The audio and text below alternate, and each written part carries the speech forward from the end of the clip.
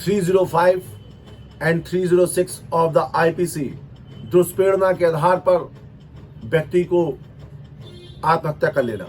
यदि कोई व्यक्ति हमको बोलता है जा जाके तू मर जा, और ये हमको लगातार प्रताड़ित कर रहा है, और ये विधि के सामने यह प्रश्न का उत्तर आ जाता है कि किसी व्यक्ति की दुष्प्रेरणा के कारण, उसके परेशान करने का, और दुष्प्रेरित होकर मैंने जो है परेशान हो गए और मेरे पास सारे रास्ते ब्लॉक हो गए हैं। अब हम क्या करें, कहीं लायक जब नहीं बचेंगे तो हमको मजबूरी में क्या करना है, हमारे पास एक रास्ता रहेगा कि मुक्ति का, तो हम क्या लगा लेंगे, फांसी, जहर, अगजनी लगा देंगे। लेकिन ध्यान रहे, इसमें 306 में व्यक्ति की उम्र जो है 18 वर्ष से ऊपर होनी चाहिए। आजीवन कारावास की इसमें भी सजा व्यवस्था दी गई है, ठीक है ना। और यदि 18 वर्ष से नीचे का व्यक्ति है तो धारा 305 आईपीसी के अंतर्गत जो है इसमें आपको सजा हो जाएगी।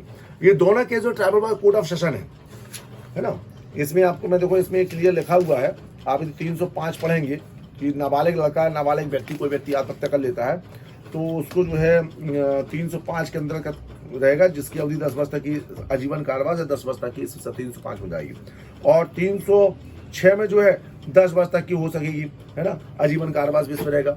तो ये हमने कहा। लेकिन 306 की परिभाषा कहां पे, 305 की परिभाषा क्या है, 107 ऑफ द आईपीसी में आप देखेंगे, अबेटमेंट, दुष्प्रेरणा। क्योंकि हम जा रहे आत्महत्या कर रहे हैं। अब आत्महत्या करने का कारण क्या है? आत्महत्या करने का कारण ये है कि हमको इतना परेशान कर दिया गया, हमारे पास कोई भी कहीं कोई जगह नहीं बची जो हम अपने आप को सर्वाइव कर सके, और हमने फिर अल्टरनेट लास्ट में ये सोचा कि भाई अब हम मृत्यु के अलावा कोई रास्ता नहीं बचता। और उस व्यक्ति ने हमको इतना परेशान कर दिया, फलाने व्यक्ति का हम मृत्यु कारण हो रहे हैं।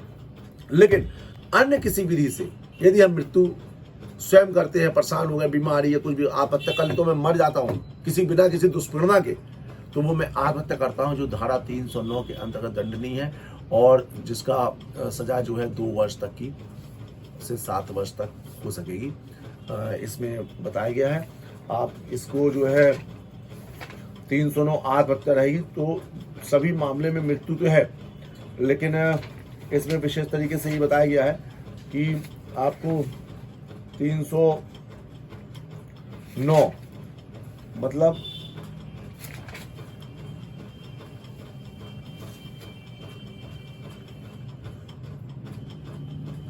इसमें जो है 1 साल तक बताया गया है सजा 309 में, सिंपल इम्प्रिजमेंट 309, एक ट्राइबल बाय जीएमएफसी रहेगी। तो आपको मैंने क्या है 299 से लेकर 309 तक पूरी धारा आपको बता दिया सारी वीडियो में। तो 306(5) की परिभाषा 107 मिल जाएगी, अपेटमेंट, दुष्प्रेरणा जिसका मरे, और यदि कोई कारण नहीं है तो।